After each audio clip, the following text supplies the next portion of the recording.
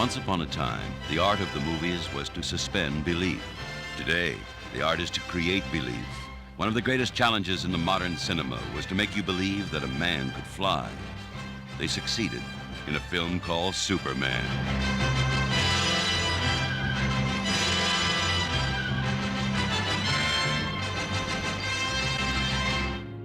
The tension started to escalate because, of course, the budget was going completely out of control. It was everybody's fault and nobody, because there were so many things that were new that had never been done. Dick never, in the course of the picture, got a budget. He never got a schedule. He was constantly told that he was over schedule, way over budget, but nobody told him what that budget was or how much he was over that budget. And at one point he said, why don't you just schedule the rest of the film for 2 days and I'll be 9 months over. One of the dilemmas involved in negative pickups generally is that if there is an overrun, it's the producer's problem.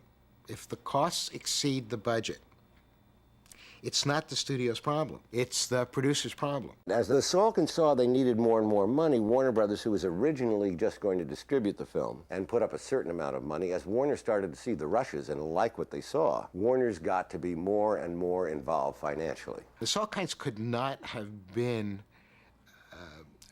easy producers to have. They seemed to be spending a tremendous amount of time horse trading with Warner's to try to get more money so they could actually pay the bills to get the 2 movies shot. It had to be a difficult time for everybody. Donner, after he must have been exhausted. I was a young guy. Donner was a young guy as well, but he was in his late 40s at that time. I was in my late 20s. And now I know, having directed some movies myself, what the exhaustion of shooting a movie, let alone trying to cope with 5 units. And absolutely, as Dick, this was the great opportunity of his life. This was I know he felt this was like manna from heaven to have such a subject which he felt he was perfect for. So Donner was taking all this pressure. He was coming into the rushes in the morning and looking at them with me, but there were 5 units. So some mornings I would have 3 hours of rushes, maybe. So it became a real log jam. I just didn't realize under what real pressure he was under. Mr. Salkind was, with it all, a very smart man. And he came from a family of very well-known producers. I don't think he or his son or Spengler, one of their producers, all these people, I don't think they had any concept of what the film would be. As far as I'm concerned, their sole interest was, how do we make it cheaper? And we would come up with these ideas, but it would be an important idea that you had to be able to execute here. I'd say, go, do it, and then they would say no, but my people would go, and this went on for a million things. God rest his soul, my father, Alexander Salkind, was breathing very hard on my neck. And I would go on the set, I would just stand there to, put more pressure. But it was horrible. It got so bad, I couldn't talk to them. I couldn't stand the sight of them, quite honestly. And I said, stay away from me. Stay off the goddamn set. I'm sure I came up with the idea there, that I said, well, why don't we hire Lester, who we have a very good friendship with Musketeers, and actually I think we even considered him at one point to direct it, because he will be like another producer, and being a director, okay, let's face the worst. If everything really goes bad, perhaps he can take over. He came on the set one day and he said, Dick, he introduced and I said, listen, he said, I'm here to be a go-between. Nothing more than if you have something to say to them, say it to me and I'll tell them. If they have something to say to you, they'll tell me.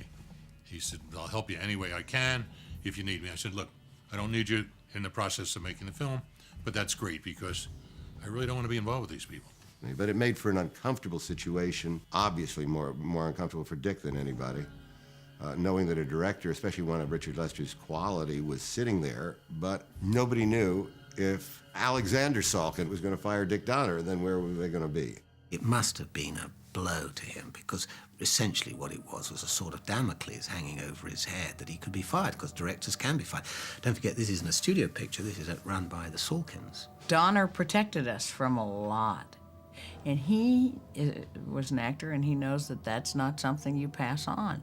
So we knew this was going on in the background, and you couldn't miss that there was tension between the Salkinds and Pierre Spengler and everybody else. I mean, everybody else. It wasn't just Donner. He was under a great deal of stress, too, because for whatever reasons, the producers either wanted him to hurry up or do better or whatever producers want. Dick kept the problems between him and the Salkinds from us as much as possible, but we all at that point had